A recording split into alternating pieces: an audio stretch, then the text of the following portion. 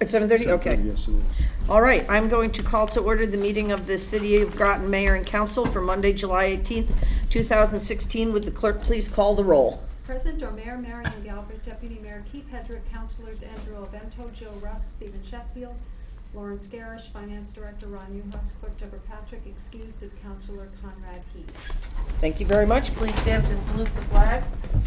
I pledge allegiance to the flag of the United States of America and to the republic for which it stands, one nation, under God, indivisible, with liberty and justice for all. I move to amend the agenda in order to discuss and act on Resolution R-16-7-66, which was tabled at the meeting of July 5 prior to the start of tonight's new business. Second? Any discussion? Seeing none, all in favor say aye. Aye. Opposed? Abstaining. Recognitions, awards, and memorials. Seeing none. Receipt of citizens' petitions or comments. Seeing none, we'll skip back past response to citizens' petitions and comments and go to approval of minutes. May we have a motion to approve the minutes of the July 5th Mayor and Council meeting So minutes? Second. Are there any additions or corrections? Seeing none, all in favor say aye. Aye. Opposed? Abstaining. Communications and reports. Councilor Ilvento. Thank you, Mayor. I just have one thing I've already communicated to the mayor, but share with the council. I've been on the City Town Board of Ed and RTM Liaison Committee for the last few years. However, I will not be able to continue with that because I'm going back to school in the fall and my class will meet the same night as that. So I let the mayor know I'm going to have to step down from that committee. So at the end of communications and reports, we have 2 items to discuss, and I am going to ask if there's somebody else who will step into that position of attending those liaison meetings. They won't meet again until September, so if it's summer's a little crazy, you don't have to worry about it, but it's the first Wednesday of every month. Okay, thank you very much.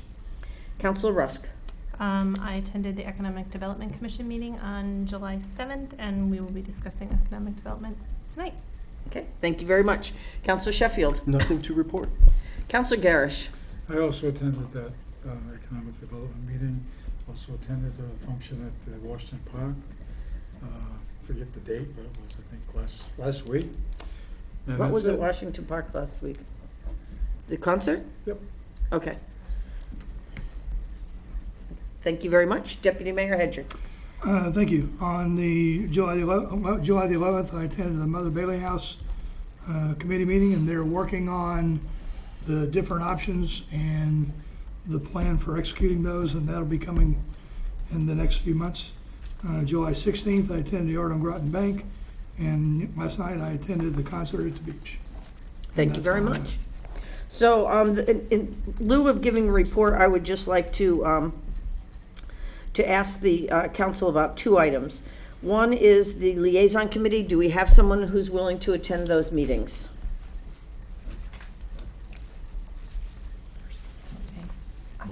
Wednesday nights are bad. Wednesdays are bad for you. It's usually 5:30 to 6:30, and it's a pretty solid 6:30 we're done. Can I get back to you on it? Yep, Okay, let me look at my schedule. And okay. Joe, if you can't do it, I'll do And Conrad was my alternate, so I don't know if he has interest in doing that. Okay, well, we can bring this up but- at Committee of the Whole next week, too. Sure. How's that sound to everybody? That sounds good. Okay. Like I said, they won't meet again until September, so. Okay.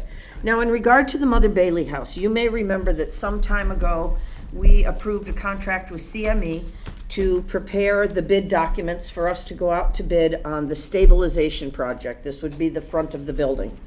Those bids have come in, and they are fairly close to what was estimated, but at least one of them is more than what was estimated. But this is the question that we have for you tonight. No bid came in submitting all the information we needed. 2 of them came in with base prices, but we don't know about the per. There was one that was late, one that had the base bid but didn't have the addendum, so it was missing some of the unit costs, and then one that did not give a base price, just had the unit costs. So what we'd like to do is to go out to bid again with just the people who attended the walkthrough, because that was mandatory. They had to do the walkthrough. So that to give those bidders, and all of those bidders, the opportunity to finalize their bids. However, we're reluctant to do that unless we have an idea that the council will do this. We don't want to put people through the exercise of coming up with prices and really looking at all of the items that need to be addressed if the council isn't going to approve it. We don't have anything to bring to you tonight for an actual price because we haven't selected one, because we don't have complete bids. On the other hand, we don't want to put people through an exercise if the council is not committed to stabilizing that property. And again, this is just the stabilization. We do have the funding available for this. We would take up to $50,000 out of our LoCIP money. LoCIP money is money that is awarded to us by the state every year. It's a grant. It's been accumulating money. That it stays with the state. It doesn't come to us until we submit a project. And then the other part of the money could come from that non-recurring fund that some of you may remember that we set up in 2012, I think. And the council passed a resolution, or it might have been an ordinance, I believe it was an ordinance, to put $200,000 in that. So again, the base bids are coming in a range of 36 to 55. But of course, once the walls are open, that's why we have a unit price on some other things. So that's what I'd like to know, is from consensus from the group, whether we're going to move ahead. Again, this is just on the stabilization. The disposition of the property and any further work on the property would be contingent on the recommendations that we're going to get from the Mother Bailey Committee. But I just wanted to have some feeling about the stabilization. Yes. I spoke with Rob Zuliani the other night, and I'm not sure if I should have made that part of the communication potentially, but I didn't know we were discussing Mother Bailey tonight. I guess the committee itself still hasn't had a firm right, footing as far as what direction. Their charge did not have anything to do with this stabilization project. Their charge was to decide what we should ultimately do with the Mother Bailey house. Okay. But even before we formed that committee, Okay. we determined we needed to look at the stabilization of the property. So this is just about the stabilization, that front wall, the curving, the bowing, all of that, the structural issue there. So that's all this is about. It's not about the final disposition. It's not about any other renovations or reconstructions or anything else. But I would like to know a sense of the council, whether you're inclined to go forward. This is not a vote, but whether we should go through the exercise of getting that the final bids for what it would cost to do the stabilization. I would go forward to see where we're at least bring it before all of us for a vote. You're in favor. I would favor Okay. that. I'm in favor. I think what we discussed previously was that in light of the fact that we know that this is unstable, should something happen and we don't do something, that's a big liability for the city. I think we don't really have a choice but to move forward on this at this point. So I is mean, that the consensus? Yeah, I said before when we discussed this previously that I'm not in favor of spending a lot of money on this because we don't know the direction of it. That was always my concern. We don't know the direction, but I also am concerned about something happening. About the I know everyone stabilization. says nothing's going to happen, but I get up every day and hope nothing happens, but there's a plan in place in case something does happen. And regardless, we're responsible for it until... And we do have an active blight complaint. Okay. So then we will go ahead and ask those bidders to finalize their bids for us so that we can make a determination, and then we will bring something back to you for a vote. Okay? Very good. All right. So are there any committee referrals? Seeing none, we will go to the item that Councilor Rusk asked to be put into the agenda. That's old business, and that is the consideration of Resolution 16-7-66 to a resolution that we approve the transfer of funds from Community Development and Beautification Special Revenue Fund to Economic Development Fund. This has already been moved and seconded. It was simply tabled because we wanted to have some further information. And Julia, I wonder if I could ask you to join Ron over here, because there's a mic there. So we have a budget document that shows $38,500 for fiscal year 2017. Our plan was to take the funds that were unexpended this year and also not encumbered, and put that toward the budget, and then to move an additional $25,517.53 to come up with the $38,500. What the council wanted to know was a little bit more about what we intended to do with those funds. They do know about getting a part-time person who would be an economic development specialist. Barbara, do you want to come up as well, as staff liaison? So they do know about that, but we are interested in some of the other things that the committee hoped to achieve. Okay. I apologize. I thought the new chairman was going to be here tonight, so he might have prepared a little bit more than I was expecting to speak tonight. But so basically, we've completed a year and a half as a new commission, and I really do commend the group for, especially the original group that we had, for their hard work when they first started. Since many of them had never been on a commission before, this was brand new. So a lot of our time was spent in the beginning trying to get through mission bylaws and things like that, and reviewing the strategic, I'm going to say it wrong, what is it, the steering committee plan? Community and Economic Development Committee's report plan. So that's where we started, and so we figured we weren't going to reinvent the wheel. We would just start going through that document, section by section, and start implementing the recommendations that were there. So we split up into 3 subcommittees and started working on the plan. I did give the mayor, I'm not sure who else got it, but sort of a review that I'm willing to send around that sort of takes it piece by piece exactly what we did accomplish. But I think now we have a lot of new people on the commission. There was a little bit of a turnover, so right now we're trying to just regroup, get reacquainted with that plan, decide where we want to move forward. And I think we all decided that a staff person would be vital. I mean, it typically is for any committee to have some dedicated staff person to work on some of the initiatives. So obviously the bulk of the money is for that person's salary, but if you look under operating expenses and some of the economic development and promotion, that's also geared towards what that staff person would need to do their job. So we envision that person working on the doing business in Groton City Guide, maybe working on some, if we try to get things online, we're trying to work out whether or not we can have a website and get forms online and things like that. And just marketing, and for he or she to go to seminars, workshops, things like that, travel money. So, I mean, almost everything on there you can see is geared towards something that a staff person would use. We do have, and I guess I'm confused, the money that was for the murals, that project we were working on is going to roll over? Yes, that's going to roll over. Is that correct, Barbara? Yes.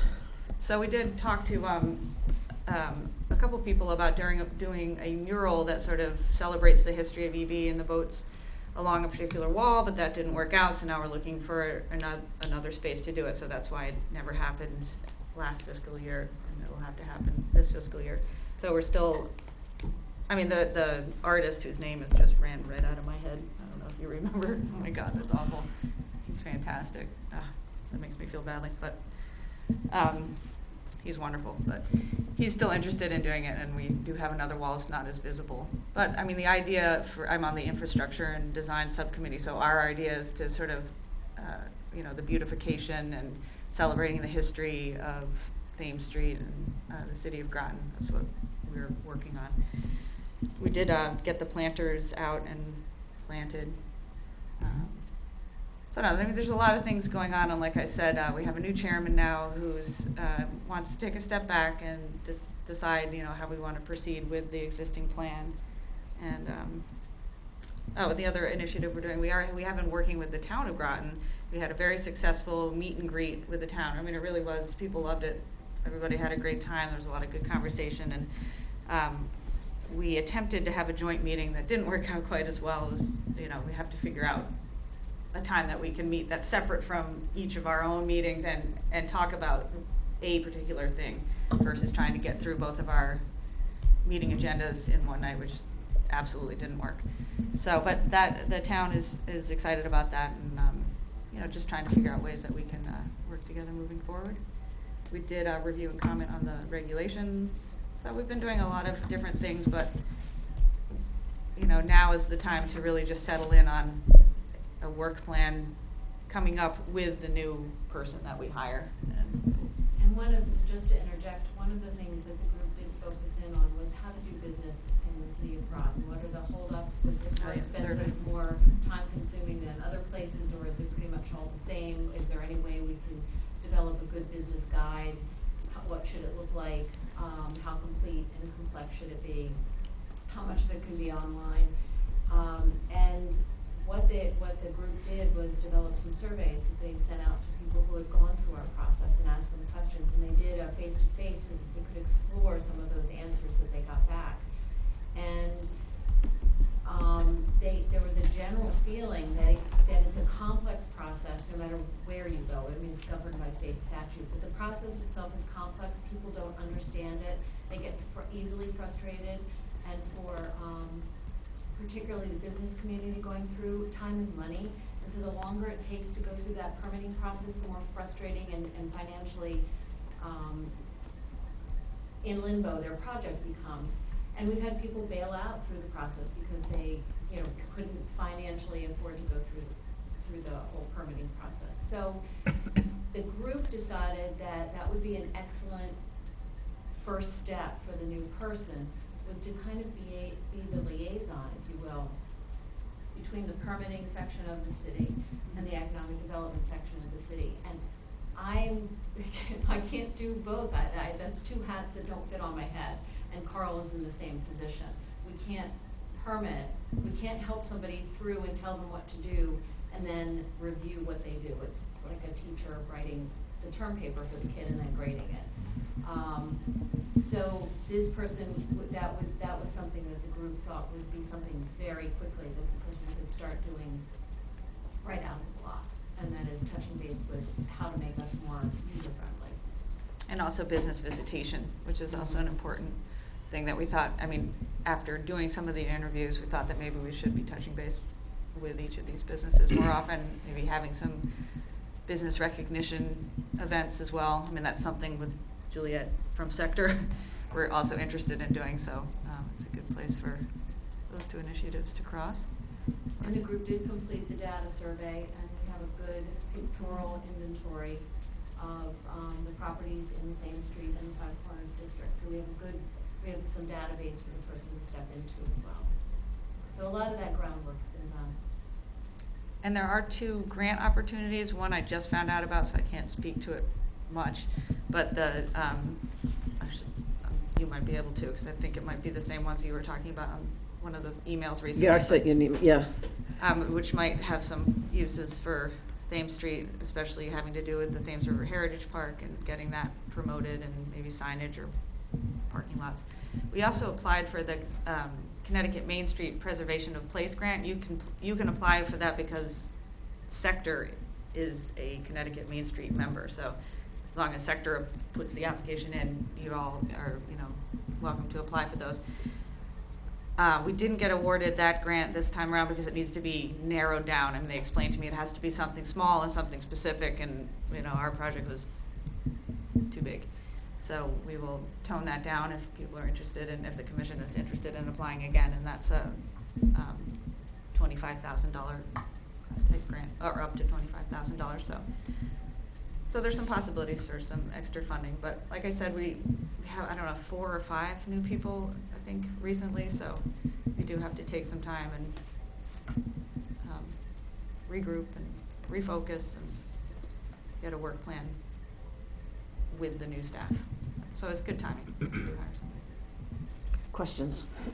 Yes, I Councilor think Vento. one of my big questions, and something I've been hearing a lot from people in the community, is what are we gonna do about Thames Street? We have so many, and I know I'm not expecting you to give me an answer for this, obviously. So many buildings down there that, because of whoever owns them or whatever the case is, nothing is going forward. So I'm just curious how maybe if the committee's discussed that issue. I don't know where we're at the point where we can, I know certain things are blight and certain things are not blight, and you know, just because you make certain changes, then they're no longer blight.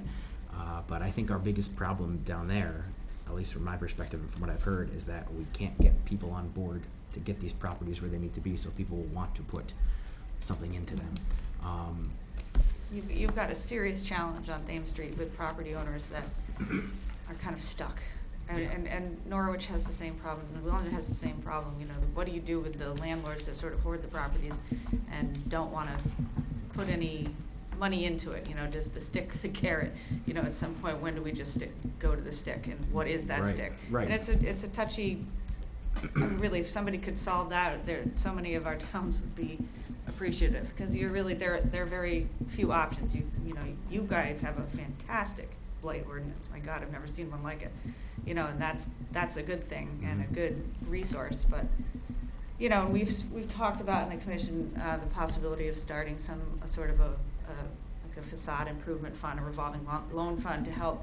But again, it's up to the landlord if they want to even participate in it, and some people take offense to, oh, what do you need? You help that one person and not this person, and it can get complicated too. I don't know, I guess from what I've heard to everybody, and from my perspective too, it's kind of like, hey, I have this empty building that I'm paying money for, or, you know, whatever the cost is, minimal or not, but I'm getting nothing in return for it, and it's hurting the community. So, you know, you think there'd be some kind of idea, and I know this isn't something you guys can have an answer to, but it's definitely a serious problem, and I think we are in the process of hiring a part-time blight officer too, so maybe it's a place to start, because until we do something, nobody wants to look at that big hole where Ken's Tackle Shop used to be and go have dinner somewhere. And we're trying to approach it from another, I mean, since we can't, that issue is really difficult. No, I know. So we thought, well, all right, well, there's certain things that we can do. So we can, you know, fix the blighted properties that are blighted. We can try to beautify, but we also met with, was the City Proud, that group, is that what they're called? Yep. You know, talking about, well, are we doing a good enough job at marketing what is good about Thames Street and the city of Groton in order to try and attract people to invest in the properties? I can say anytime I have a developer interested in like brownfields or old mills, I just send them down Thames Street anyway to see if anything jumps out of them. Yeah, that's you know. kind of what I was thinking too. I wonder if there's a way to maybe get a developer. I mean, I have no idea how any of this stuff, you know, could happen. I know it's not an easy pick up the phone kind of process, but that would be a good, someone who has a vision, who has a plan, who maybe is willing to work with us. Because we can have, I mean, the mayor and people on others have had fantastic ideas for what we expect it to be. And unfortunately, because people want to hold things up for whatever their reasons, and maybe they have a good reason or whatever, but nonetheless, it holds it up. And it stalls your work, it stalls our work, it stalls the work of all the people, mostly people who are volunteers who have put their time into it, you know, to get back what we want. And it hurts our community as a whole, not just the city, but everybody around us.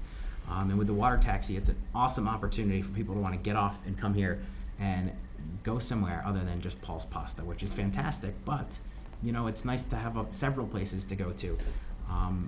Parking is your other issue. Yes. I want to pull us back to the budget question, because Sorry. that's what the motion is. So are there any other questions on the budget? Yes. I don't have a question, Deputy but I Mayor have a Hedrick. comment. I'm in support of the budget and the additional person, because I think not only can they help be as a liaison, but I think one of the issues that we have is we had talked about trying to streamline the process.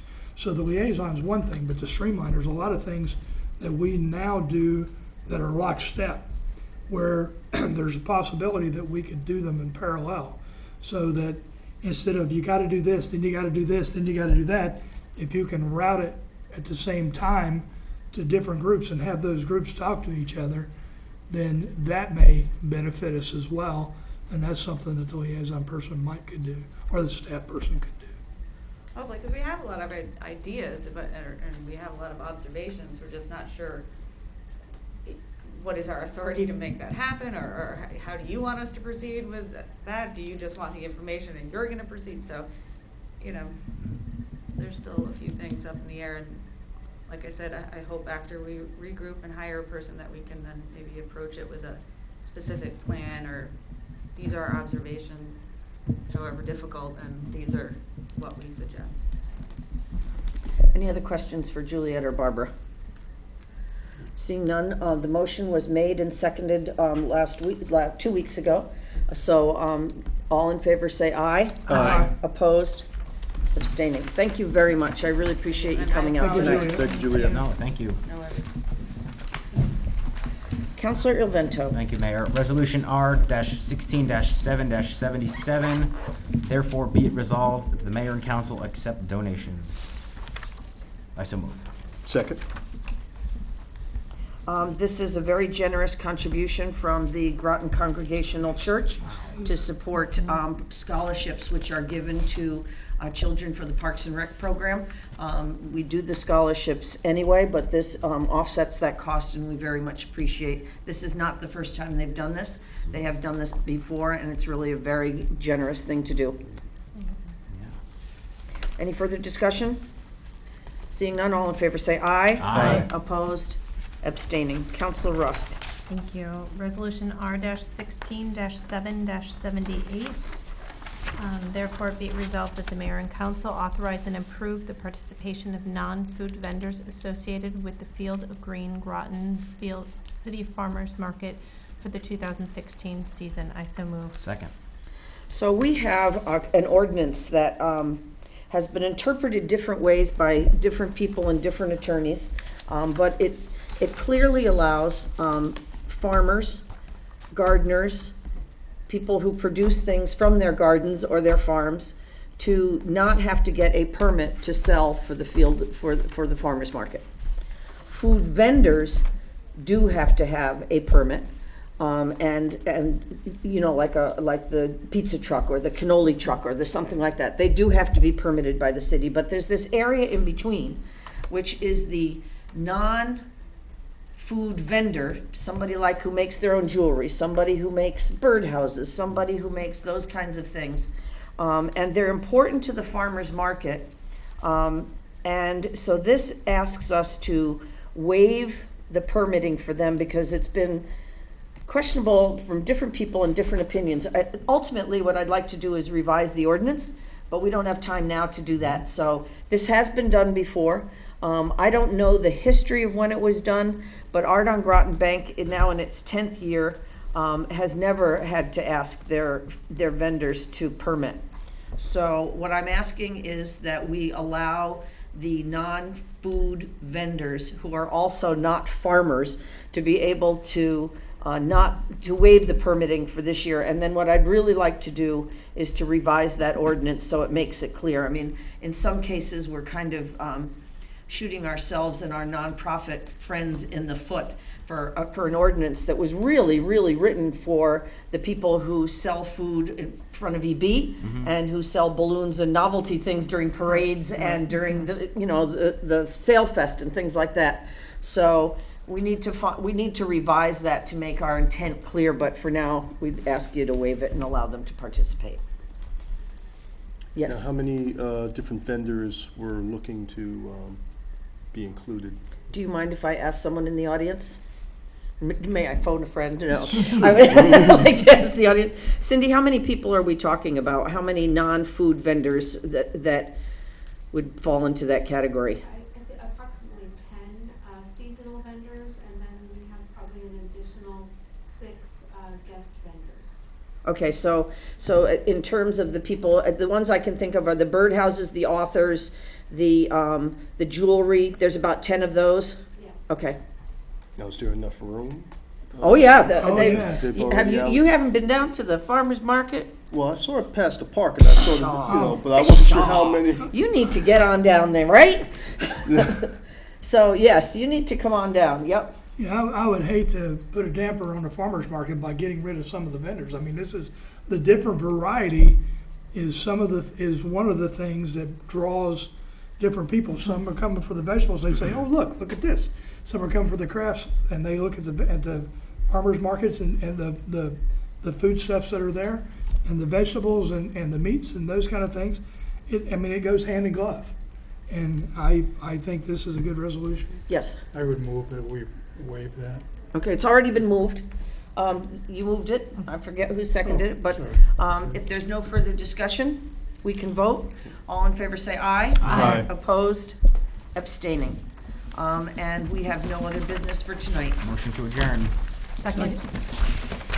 All in favor say aye. Aye. Thank you very much.